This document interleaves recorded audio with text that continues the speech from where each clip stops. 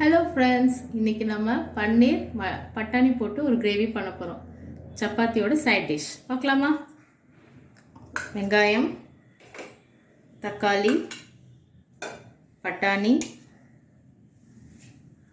பன்னீர், இஞ்சி பூண்டு பேஸ்ட். இப்போ மசாலா பொருட்கள் பார்க்கலாம்.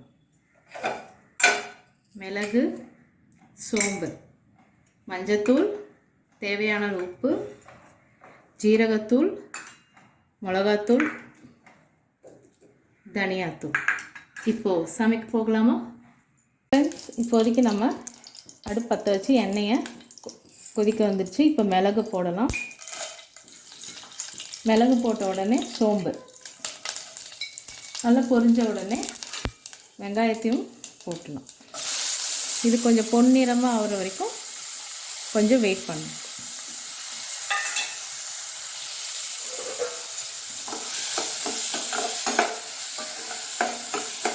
கொஞ்சம் ப்ரௌன் வந்தால் கொஞ்சம் இன்னும் டேஸ்டியாக இருக்கும்.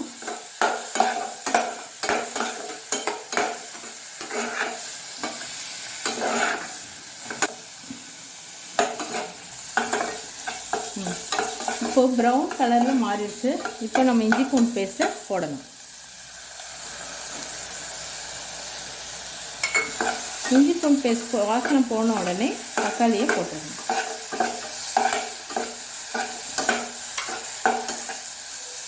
தக்காளி சீக்கிரமாக கொஞ்சம் கிரேவி ஆகிறதுக்கு கொஞ்சோண்டு உப்பு,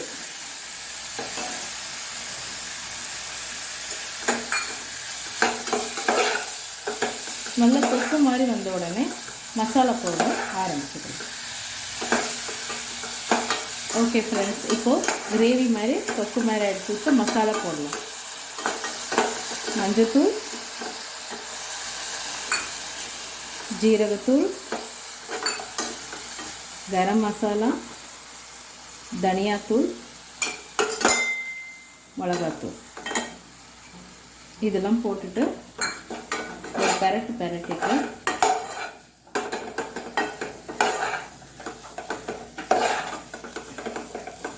ஒரு மாதிரி கொஞ்சம் திக்கான உடனே பச்சை பட்டாணியை போட்டோம். பச்சை பட்டாணி வெந்ததுக்கப்புறம் பன்னீர் போட்டு இறக்கிட வேண்டியதுதான். இது கொஞ்சம் ரொம்ப ட்ரையாக இருந்தாலும் கொஞ்சம் லிட்டில் பிட் தண்ணி சேர்த்துக்கலாம். தேவையானது சேர்த்து இதை அப்படியே மூடி வச்சு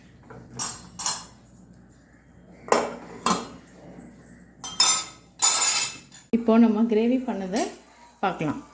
இதோ நல்லா வெந்துடுச்சு. பட்டாணி எல்லாமே நல்லா வெந்துடுச்சு. ஸோ இப்போ நம்ம பன்னீரை போடலாம்.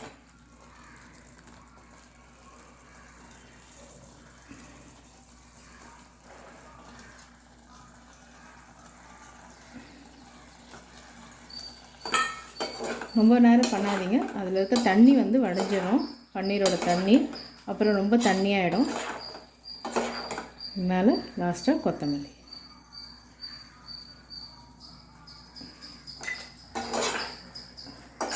ஸோ பன்னீர் பட்டாணி போட்டு ஒரு கிரேவி என்ஜாய் பண்ணுங்கள் ஃப்ரெண்ட்ஸ். தேங்க்யூ. இப்போது நம்ம ஒரு வாட்டி திறந்து பார்த்திங்கன்னா கிரேவி ரெடி ஆகிடுச்சு. ஸோ பன்னீர் பட்டாணி மசாலா ரெடி.